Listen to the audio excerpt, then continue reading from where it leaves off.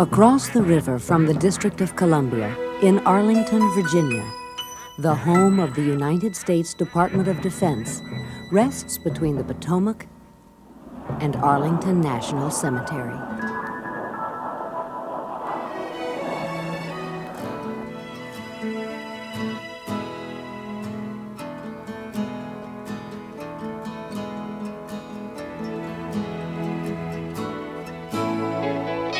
Fathered by the Second World War and named for its five-sided shape, the Pentagon emerged from the Potomac. Fill, sand, and gravel were dredged from the river bottom to shore up the foundation and help form concrete for the structure.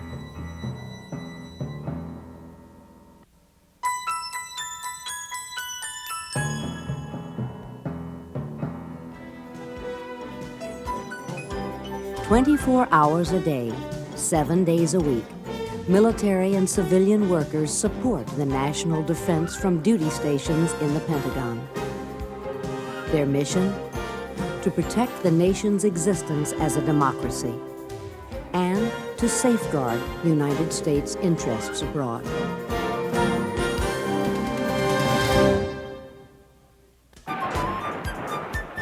Our nation's military history began in 1775, when the 13 colonies began their struggle for independence. During George Washington's presidency, Congress established the Army's Department of War. And during the administration of John Adams, the Department of the Navy, which included the Marine Corps, was authorized. This military organization existed until after World War II, when Congress created the United States Air Force and brought the headquarters for all the armed forces together in the Pentagon, under the Department of Defense.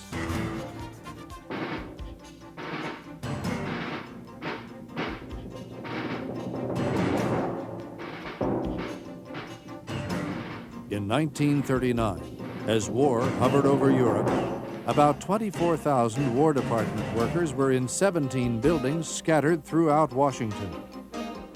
Makeshift offices hastily sprang up in temporary buildings, hotels and apartments.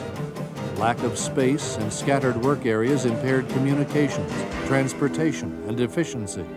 General Sommervell, the Army's chief of construction, had a solution: erect a single building for all War Department workers. High-ranking military officials agreed, among them General George C. Marshall. One Thursday in July 1941, the construction chief tasked a civilian architect and an Army engineer to prepare a plan over the weekend. I can recall very well being called in, and I was given no written instructions. He said, "Pat, we're going to build a new War Department building. I want Monday morning general perspective plans. We want 500,000 square feet ready in 6 months, and the whole thing ready in a year." Well, that was a big order, so we had a very busy weekend. By the following Monday morning, the plan was ready. The War Department's new home would be built in Virginia on government-owned property. To conform to the site, bounded by 5 roads, the new structure would have 5 sides. And to preserve the view of Washington, it would be limited to 3 stories. To save steel for war preparations, the Pentagon would be cast in concrete. The building's unique design was 5 concentric pentagons, or rings, separated by light wells, and constructed around an open-air court. The rings would be connected by 10 radiating, spoke-like halls, or corridors, 2 cutting a wedge through each side.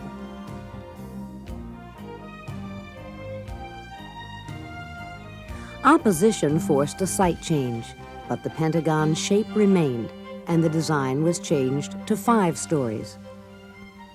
The new site included land owned by the government, an old airport which had been replaced by Washington National, and swampland in a rundown area called Hell's Bottom, purchased from private owners.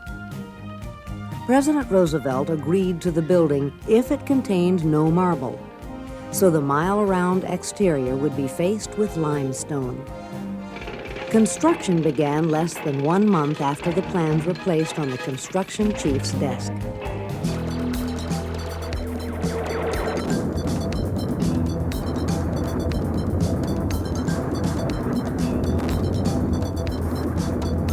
When the nation entered World War II, 4,000 laborers were already at work on the War Department's new home. Soon, 13,000 laborers were working frantically around the clock in 3 shifts. Shoring up the marshy site required massive amounts of fill from the Potomac River bottom. Tons of cement were barged up the river's boundary channel to the construction site to be mixed with the sand and gravel for casting concrete pilings for the foundation and monolithic blocks for the outer structure. The entire building was erected with concrete reinforced by steel. Soon its 5-sided shape was clearly visible. And 8 months after construction began, War Department workers moved into one side. The Pentagon was ready for total occupancy 16 months after construction began. A building of this size would normally require 4 years to complete. By any standards, the taxpayers received a bargain. The Pentagon paid for itself in rent savings alone within 8 years. It has required only a few major changes over the years. More parking, a heliport, a metro station, facilities for modern telecommunications, electronics, and data processing, and closing of underground bus and taxi lanes for improved security. Today, the Pentagon is still the largest single-structure office building in the world. Heroes have walked Pentagon corridors en route to daily tasks. To the outside world, the Pentagon may seem like the forbidding domain of generals and admirals, but the Pentagon is more like a city than a military fortress.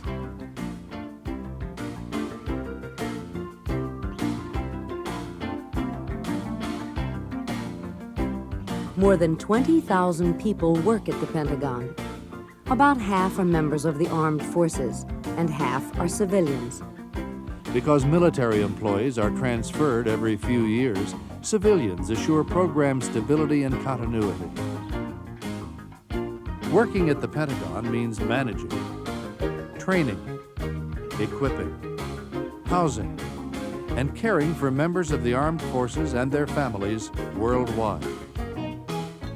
Support for the armed forces worldwide requires careful management and coordination of resources from the Pentagon.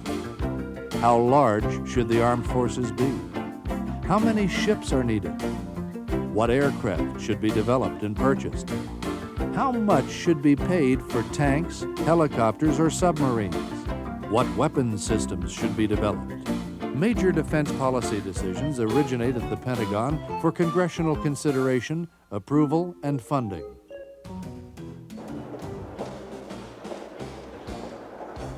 Both civilian officials and military officers implement and manage the National Defense Program.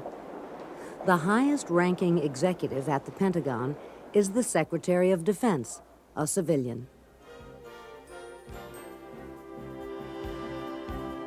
The Secretary of Defense reports directly to the President, who is the Commander-in-Chief of all the United States Armed Forces.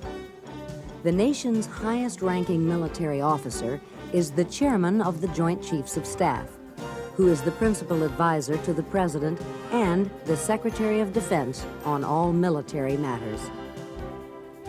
The Secretary of Defense and the Chairman of the Joint Chiefs of Staff confer daily at the Pentagon. The Joint Chiefs of Staff, headed by the Chairman, is composed of the Vice Chairman and the Chiefs of each individual service. The service chiefs are responsible for recruiting, training, and equipping the armed forces assigned to commands around the world. The Chairman meets at least 3 times a week with the Joint Chiefs as a group in the Pentagon conference room known as the Tank. During a national emergency, Military and civilian officials direct military operations from the Pentagon's National Command Center, one of several command centers for the armed forces worldwide. The National Command Center is always manned by a general or admiral, assisted by other experts who monitor world events and respond as necessary. They operate communications networks linking the command center with the nation's armed forces throughout the nation and the world. During an international crisis, senior officials are briefed in this conference room, known popularly as the War Room. Screens display maps, data, and other information. From here, the Secretary of Defense has instant telephone access to the White House. The hotline between Washington and Moscow has a terminal in the Pentagon to avert world crises. Bob Zelnick, ABC News at the Pentagon. David Martin, CBS News, the Pentagon. Fred Francis, NBC News, the Pentagon. The Pentagon released these pictures. Most citizens know the Pentagon best from media coverage of Defense Department news. In the Pentagon's correspondence corridor, the news media have office areas and receive briefings regularly. The fact of the matter is there is a lot of controversy over the defense budget this year. My experience has been that that's been true in the past, but it's even more pronounced now, I think. The military strategy of the United States is to deter war. A strong military program is vital to avoid attacks against the United States and its allies, to limit coercion by foreign powers, and to provide flexible and appropriate response to aggression. Few Americans doubt that buildings can talk. The Pentagon said the planes returned to fire. The Pentagon says it cannot confirm that report. Today, the Pentagon has been evaluating how its equipment The performs. Pentagon urged caution. The Pentagon today said it will be available. The Pentagon flatly denied that. The Pentagon has reason to be careful. The Pentagon said today.